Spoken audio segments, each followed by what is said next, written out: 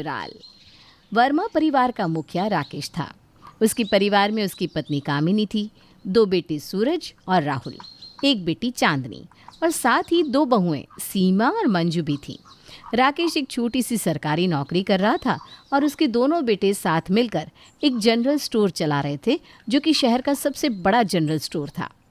ए जी, ज़रा जाकर बाज़ार से कुछ सामान ले आओ। आपको तो कुछ दिखता ही नहीं कि खुद ही कुछ कर लो। एक मैं हूँ जो पूरा दिन काम से फुर्सत नहीं ले पाती, लेकिन मेरी फ़िक्र किसको है। अरे भाग्यवान, तुम भी क्या गज़ब कर रही हो। तुम देख रही हो कि अभी ज़रा देर पहले ही काम से आया हूँ, फिर भी मुझसे काम को कह रही हो। सूरज या राहुल से कह दो ना। वो लोग भी तो अभी थोड़ी देर पहले ही आए और वो लोग बहुत मेहनत करते हैं, बिज़ी रहते हैं दिन भर। दिन रात मेहनत करके मेरे बच्चों ने कितना बड़ा बिजनेस खड़ा किया है। तो मैं क्या दफ्तर मक्खियाँ मारने जाता हूँ? बस रहने दो।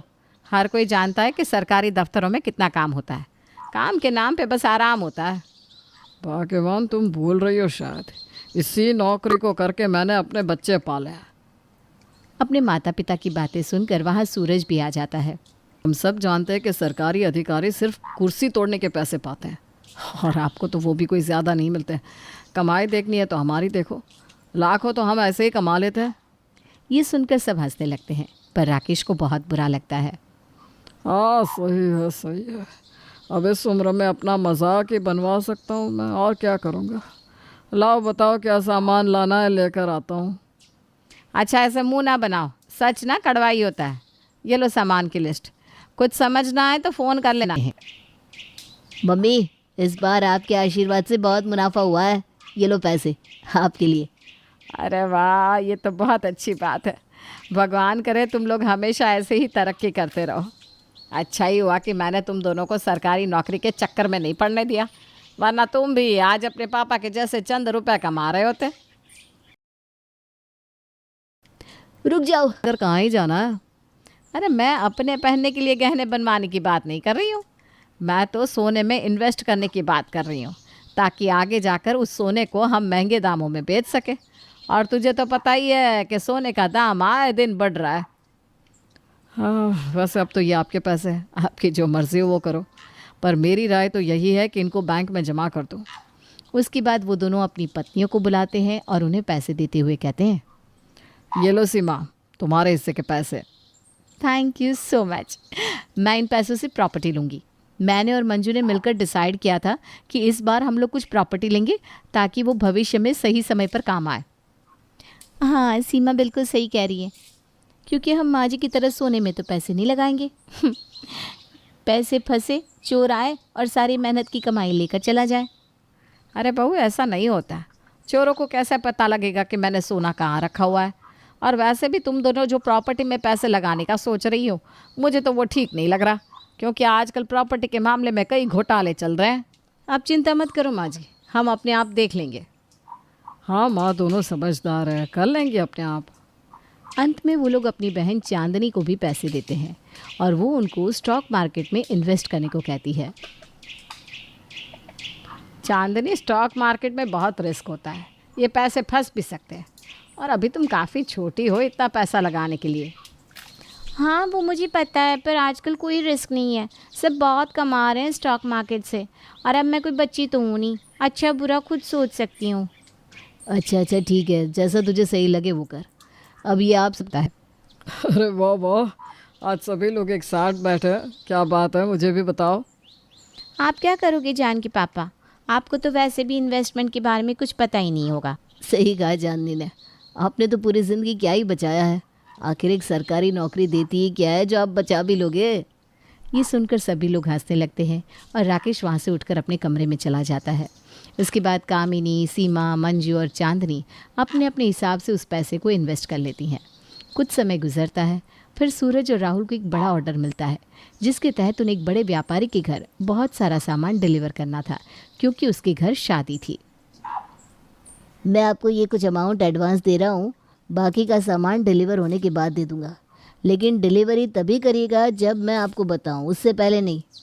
अब जी ठीक है, जैसा आप कहें। वो दोनों बहुत खुश होते हैं, क्योंकि उन्हें ये इतना बड़ा ऑर्डर मिल गया था और ऊपर से उसका 20% एडवांस भी। अच्छा, वो इन्होंने एडवांस दे दिया, चलिए भैया, अब हम लोग मार्केट से सामान उठा लेते हैं। हाँ हाँ, कल ही चलकर सामान उठा लेंगे। आज ये पैसे हम सभी में बांट देते हैं। सब बात खुश हो जाएंगे कि इतनी जल्दी और पैसे आ गए। वो तो ठीक है, लेकिन अगर ये पैसे घर में सबको दे दिए तो जो ऑर्डर हमें देना है उसके लिए पैसे कहाँ से आएंगे?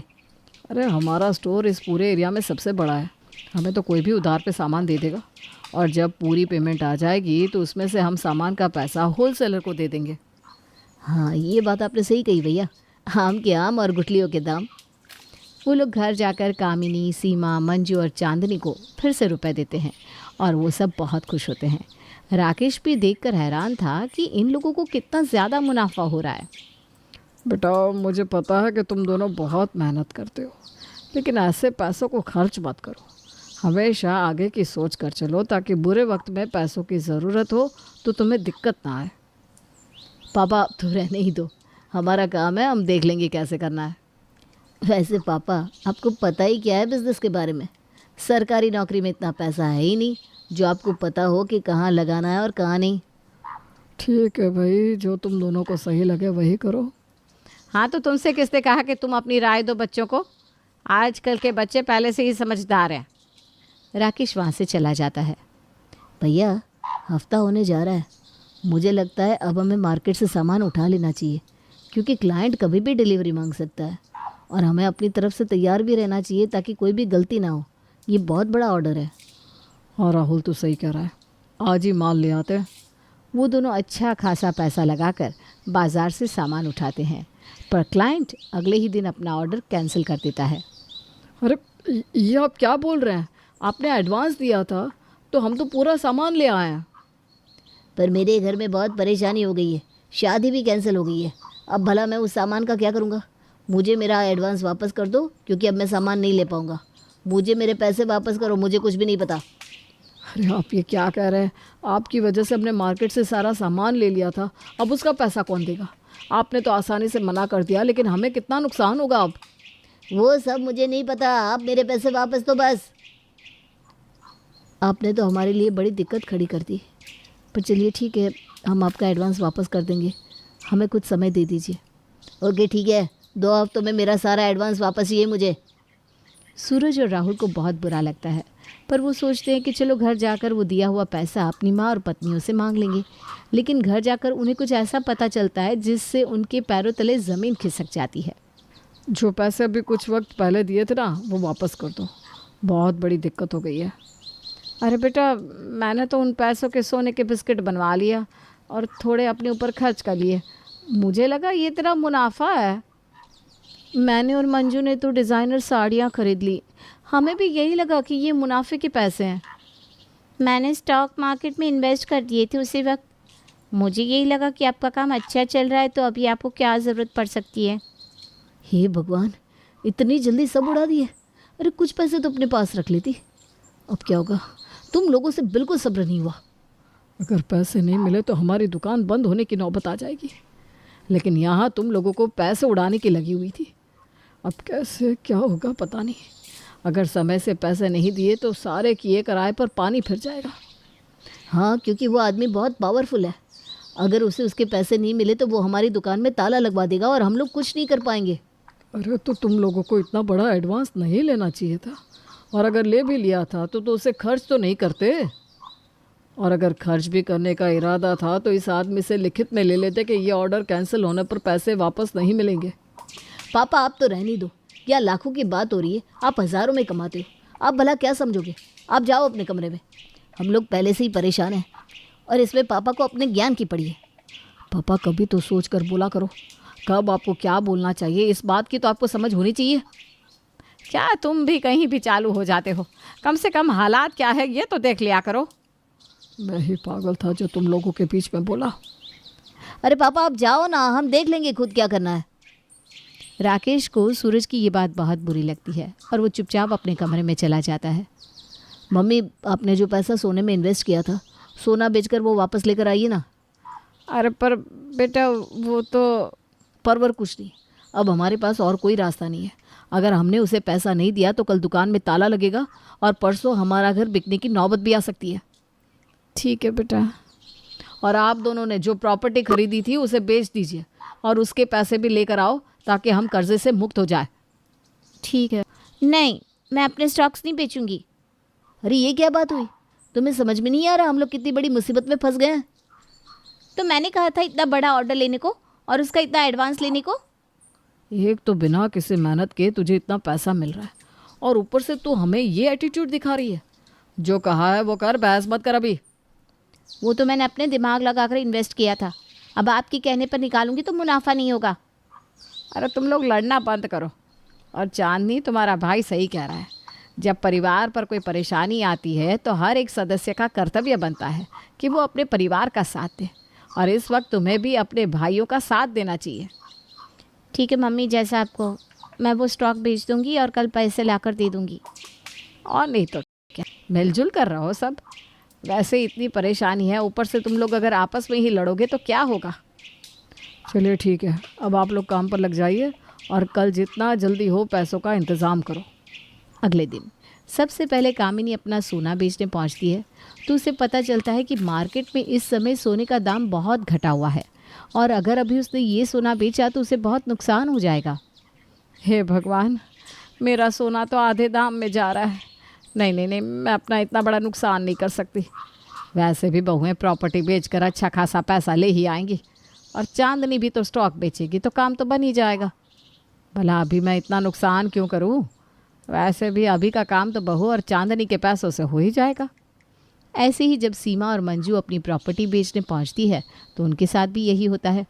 दीदी, ये डीलर तो कह रहा है कि अगर हमने अभी ये प्लॉट बेच दिया तो बहुत नुकसान होगा और प्लॉट का दाम अभी तो आधे से भी कम मिल रहा है। ऐसे तो हमें बहुत नुकसान होगा। हाँ मंजू, ये तो होना ही था। प्रॉपर्टी से अच्छा रेट मिलने में तो सालों लग जाते हैं। चलो कोई बात नहीं, मम्मी जी अपना सोना बेचेंगी और चांदनी अपना स्टॉक बेचेगी तो काम तो निकल ही जाएगा। हम ना अभी इसको नहीं बेचते हैं। चलिए चलते हैं। उधर जब चांदनी अपना स्टॉक बेचती है तो वो बहुत ही कम दाम में जाते हैं क्योंकि उस दिन मार्केट बहुत ज़्यादा डाउन था। तो आप लोगों ने अपना अपना काम कर दिया, लाओ जल्दी से पैसे दो। अरे मेरा मुंह क्या देख रहे हो, जल्दी करो, इतना वक्त नहीं है मेरे पास। बेटा, सोने का दाम बहुत गिर गया है इसलिए मैंने नहीं बेचा, क्योंकि उसको बेचने से कोई फ़ायदा नहीं होता। और प्रॉपर्टी का सही दाम तो कम से कम 5 साल बाद मिलता है। अभी बेच देती तो बहुत घाटा होता, इसलिए हमने नहीं बेचा। और मैंने बिना देखे अपने स्टॉक्स बेच दिए। मुझे 80% का नुकसान हो गया। आज मार्केट बहुत डाउन था। मुझसे बहुत बड़ी गलती हो गई। जो पैसे मिले रख लो आप। हे भगवान, अब हमारा क्या होगा? हम लोग तो गए, लुट गए, बर्बाद हो गए। इतनी मेहनत से बनाया हुआ कारोबार खत्म हो जाएगा। अब क्या करूं, कैसे क्या होगा अब? इस बार सचमुच हम लोगों से बहुत बड़ी गलती हो गई है और एक गलती की इतनी बड़ी सज़ा मिल रही है कि हमारी दुकान बिकने वाली है। और कोई रास्ता नहीं है क्या? कोई रास्ता नहीं है माँ। अब अपनी दुकान बचाने के लिए घर तो नहीं बेच सकते। समय गुजरता है और जब एक दिन सूरज और राहुल अपने जनरल स्टोर पर पहुंचते हैं तो देखते हैं कि एक आदमी वहां नया ताला लगा रहा है और उसके पास एक नोटिस भी है। जिसका डर था वही हो गया। रुक जाओ, रहने दो, ताला मत लगाओ। इनका कर्जा अदा हो गया है। कर्जा अदा हो गया? कैसे? वो आपके पिताजी आज सुबह आए थे और आपका सारा कर्जा देकर चले गए। क्या? वो दोनों बहुत हैरान होते हैं, इसलिए फ़ौरन अपने घर पहुंचते हैं और अपने पिता से पूछते हैं, पापा, आपने इतना बड़ा कर्जा कैसे दे दिया? मेरी छोटी सी सरकारी नौकरी की वजह से, क्योंकि मेरा पीएफ कटता था, वो आज तक जमा हो रहा था। आज उसकी ज़रूरत पड़ी तो मैंने उसे यूज़ कर लिया। हमें माफ़ करो, हमने आपकी इसी नौकरी की वजह से आपसे न जाने क्या क्या कहा और आज इसी की वजह से हमारी दुकान बच पाई है। तुम लोग चाहे कुछ भी कहो, पर तुम मेरे बच्चे हो। तुम्हारी मदद करना मेरा फ़र्ज़ है। और हाँ, सरकारी अधिकारी भी काम करते हैं, इसलिए उन्हें पैसे मिलते हैं। अगर सारे सरकारी अफसर हाथ पर हाथ धरे बैठे होते तो ये देश चल ही नहीं पाता। उन सबको अपनी गलती का एहसास होता है और सब लोग बारी बारी राकेश से माफ़ी मांगते हैं। उस दिन के बाद से कोई भी राकेश का मजाक नहीं उड़ाता और सब उसकी बहुत इज्जत